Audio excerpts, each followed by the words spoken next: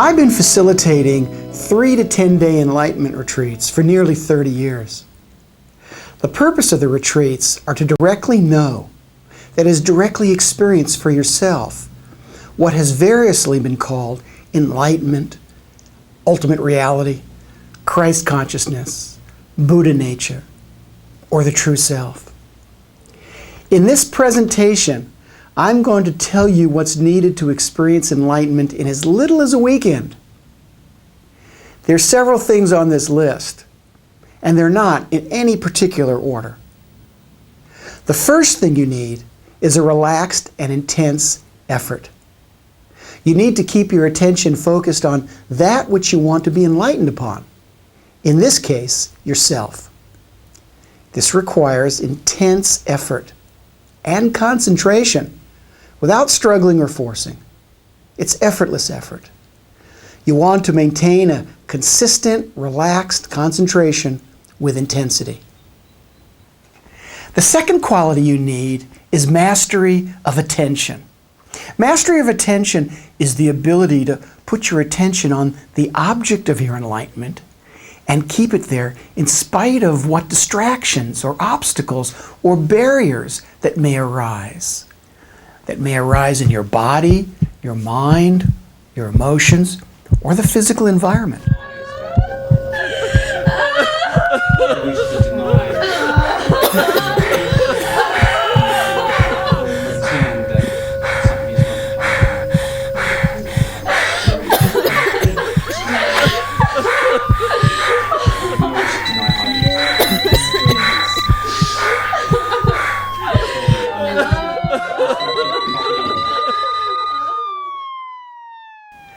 The power of the Tantric Enlightenment Dyad Structure that I'm going to describe in a moment is that another individual tells you or instructs you to put your attention on the object of your enlightenment.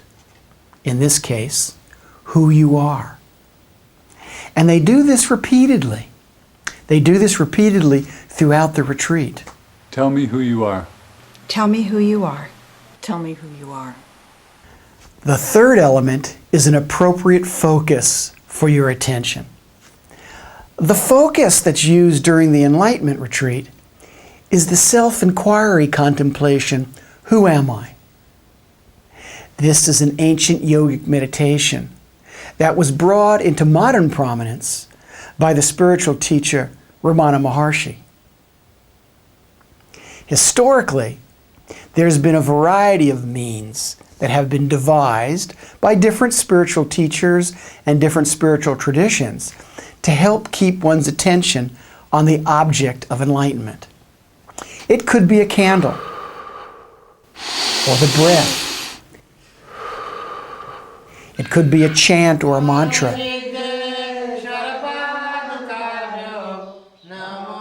Or the sound of bells. Could be pictures or statues. All of these and more have been used and continue to be used today. The fourth element that helps to create the environment for experiencing enlightenment in as little as a weekend is the Enlightenment Dyad Structure. An Enlightenment Dyad is a tantric communication and meditation exercise for two people. It's this tantric communication technique that dramatically increases your ability to relate yourself to another. It's relating or communication that's the key principle to accelerating the process of enlightenment. Thank you. Tell me who you are. Thank you, Tell me who you are. How? Tell me what you are. Tell me who you are. When your partner gives you the instruction, tell me who you are, and you follow that instruction by being open to directly experiencing or directly knowing who you are, something will then rise in your consciousness. It could be anything. It could be enlightenment, or not. There's no God. There's only me. There's only you. There's only life. It's all a game, man. It's all... Whatever you become conscious of as a result of contemplating upon who you are, you communicate to your partner. It's simple, isn't it? And all the while that you are communicating, you're using whatever it takes to get yourself across, whether it's words or emotions, body language or silence. And while you're sharing, your partner keeps their full attention on you. They say nothing. They stay open, non-judgmental, and silent. A more detailed instruction on how to do this technique is found in one of the other lessons. The next element that's important to experiencing enlightenment in a weekend is the Enlightenment Master or the Enlightenment Facilitator.